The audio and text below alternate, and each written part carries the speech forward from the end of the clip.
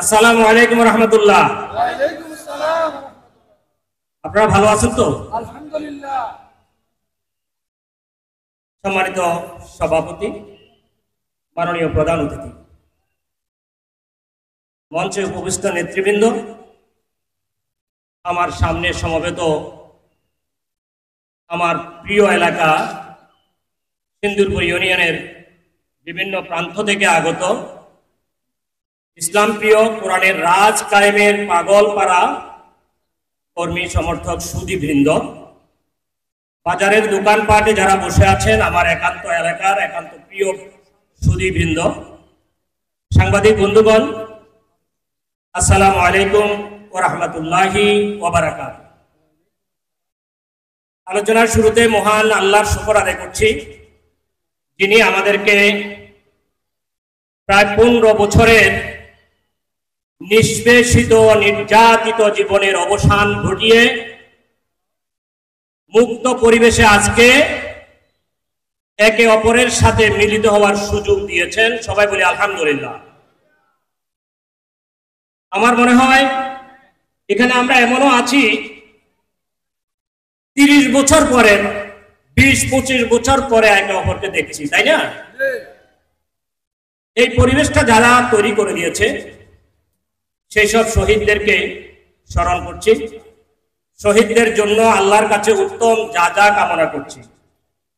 71-এর শহীদ এবং 24-এর এই শহীদ সহ মধ্যখানে বিগত 15 বছর ফ্যাসিবাদের বিরুদ্ধে সংগ্রাম আন্দোলনে জামাত শিবির সহ আরো অন্যান্য বিএনপি সহ বিভিন্ন দল মতের ছাত্র জনতা যারা প্রাণ দিয়েছেন, আমরা সকলের প্রতি প্রাণ ঢালা এবং হৃদয় নিংড়ানো শ্রদ্ধা সম্মান প্রদর্শন করছি। তাদের জন্য আল্লাহর কাছে উত্তম যা কামনা করছি। সবাই বলি আমিন। একই সাথে আহতদের সুস্বাস্থ্য কামনা করছি, দ্রুত তাদের আরোগ্য কামনা করছি। সম্মানিত উপস্থিতি, আপনারা জানেন যে আমাদের এই এলাকায়ও একজন শহীদ আছে এই ফ্যাসিবাদ বিরোধী ছাত্র আন্দোলনে। নামটা হচ্ছে সম্ভবত সাইফুল ইসলাম আরিফ, তাই না? আমরা গর্বিত, আমরা এই এলাকাবাসী গর্বিত। কি বলেন, গর্বিত তো? আমি সাইফুল ইসলাম আরিফের স্মরণে আমি আমার কথা বলার শুরুতেই একটা প্রস্তাব রাখতে চাই। সাইফুল আলম আরিফের স্মৃতিকে আমরা জীবন ধারণ করার জন্য আমাদের দরবেশানে একটা ডাক বাংলা আছে কিনা বলেন? আপনারা যদি সম্মতি দেন, আমি প্রস্তাব উত্থাপন করতে চাই, সাইফুল আলমের নামে এই ডাক বাংলার নামকরণ করা হোক। যদি আমরা রাজি থাকি, ইনশাআল্লাহ আমি দায়িত্বশীলদের দৃষ্টি আকর্ষণ করব, বন্ধুবর রাজনৈতিক দলগুলোকে অনুরোধ করব, আমরা এই ডাক বাংলার নামকরণ সাইফুল আলম আরিফের নামে নামকরণ করার চেষ্টা করব ইনশাআল্লাহ। এটা আমাদের দাবি। একইভাবে এই ডাক বাংলার সম্মুখবাদ সহ যেই লুটেরা শক্তি ডাক বাংলাকে কচুকাটা করেছে, দখল করেছে, সেই দখল মুক্ত করে এটাকে এই এলাকার মানুষের দিনের কথা, দেশের কথা বলার একটা জনসভার স্থান হিসাবে এটা উন্মুক্ত করে দেওয়া হবে ইনশাআল্লাহ। এটাও আমি দাবি রাখছি। বন্ধুগণ, আমি আপনাদের এই এলাকারই সন্তান। আমার বাবা হাফিজ আহমেদ মোল্লা, রঘুনাথপুর বাড়ি আমাদের। আপনারা অনেকে জানেন এই এলাকায় আওয়ামী লীগের প্রতিষ্ঠাতাদের মধ্যে অন্যতম একজন হলো আমার বাবা।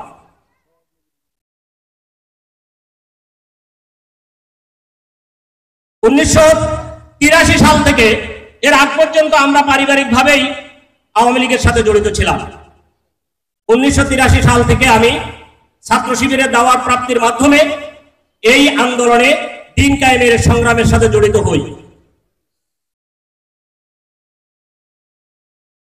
সেই দিক থেকে আমি শুধু কয়েকটি বিষয় আপনাদেরকে, কেন এখানে একত্রিত হলাম, আপনাদেরকে কয়েকটা তরুণদের কাছে কিছু তথ্য দিতে চাই। আমরা জানি আমরা 71 দেখিনি, 71 থেকে 75 আমরা দেখিনি, কিন্তু 37 জুলাইয়ের আমাদের পর্দা, চোখের পর্দা খুলে দেওয়া হয়েছে আওয়ামী লীগ কি জিনিস, তাই তো? স্পিকার শাহেদ আলী হত্যা, শহীদ আব্দুল মালেককে হত্যা, 7 মার্ডার, ঢাকা বিশ্ববিদ্যালয়ে প্রথম খুনের রাজনীতি শুরু করেছিল এই বাংলাদেশে 7 মার্ডারের মাধ্যমে ছাত্রলীগ, আমরা জানি। সংবাদপত্রের স্বাধীনতা, সকল দল নিষিদ্ধ করা ইত্যাদি সহ রক্ষী বাহিনী দিয়ে অত্যাচার করা, কেয়ারটেকার পদ্ধতি বাতিল করা, গুম খুন, লুটপাট, ক্রসফায়ার, আয়নাঘর, দর্শন সেঞ্চুরি, লগি বইটা দিয়ে সাপের মতো মানুষ হত্যা করে নৃত্য করা, পিলখানার নৃশংস হত্যাকাণ্ড ঘটিয়ে দেশপ্রেমিক সেনা কর্মকর্তাদেরকে নিধন করা, জুলাই গণহত্যা ক্যাঙ্গারো কোর্টের মাধ্যমে এদেশের আলেম ওলামা এবং রাজনৈতিক নেতৃত্বকে ফাঁসির কাস্টে মিথ্যা মামলা দিয়ে ঝুলানো হয়েছে।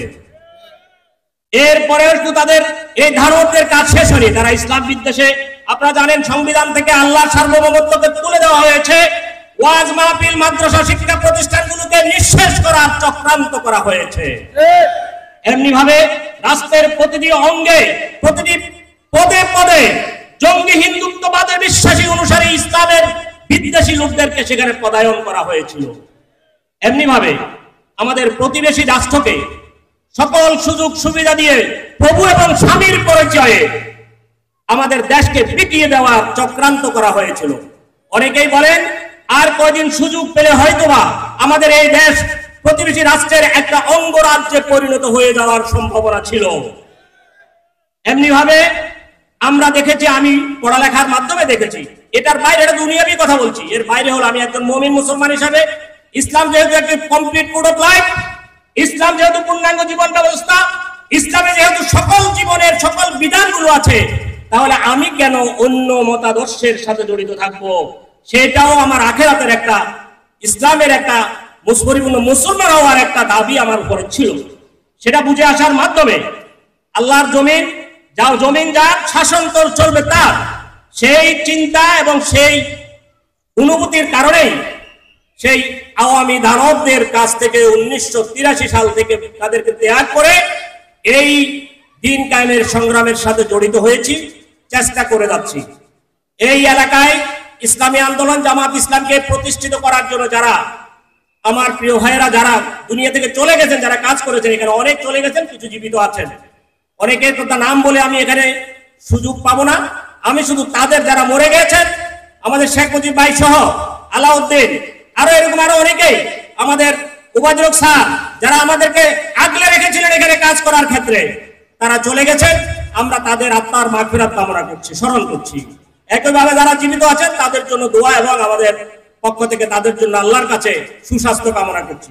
আমি সর্বশেষ আমাদের এখানে 2 জন অতিথি আজকে আসবেন বা আসবেন, যিনি একজন আমাদের এই আসনের মনোনীত, জামাত মনোনীত এমপি প্রার্থী, আরেকজন এই উপজেলার জামাত মনোনীত উপজেলা চেয়ারম্যানের প্রার্থী হবেন ইনশাআল্লাহ। তাদের সাফল্য কামনা করছি। একইভাবে তাদের কাছে একটা দাবি রাখছি, এই দরবেশেরহাট এবং সিন্দুরপুরে তারা 2 জনের কাছে 2টো পাঠাগার, ভালো সমৃদ্ধ পাঠাগার করে দেওয়ার জন্য দাবি রাখছি। সকলকে ধন্যবাদ। আসসালামু আলাইকুম ওয়া রাহমাতুল্লাহি ওয়া বারাকাতুহু।